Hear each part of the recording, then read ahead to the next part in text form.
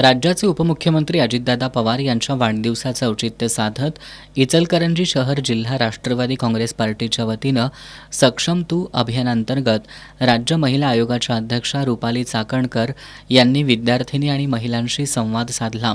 यावेळी बोलताना रुपाली चाकणकर यांनी सोशल मीडियातील ओळखीतून महिला आणि मुलींच्या फसवणुकीच्या घटना वाढत असल्यानं सोशल मीडियाचा वापर करताना योग्य काळजी घ्यावी असं आवाहन केलं।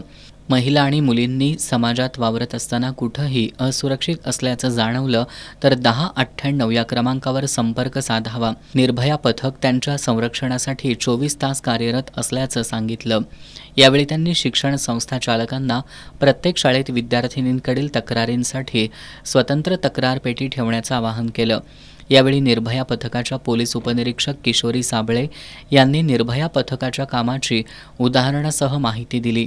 यावेळी राष्ट्रवादी काँग्रेस अजित पवार गटाच्या कोल्हापूर जिल्हाध्यक्षा शीतल फराकटे, इचलकरंजी शहराध्यक्ष सुहास जांभळे, माजी आमदार अशोकराव जांभळे, अमित गाताडे, लतीफ गैबान, परवेज गैबान, नसीर अपराध यांच्यासह मान्यवर उपस्थित होते।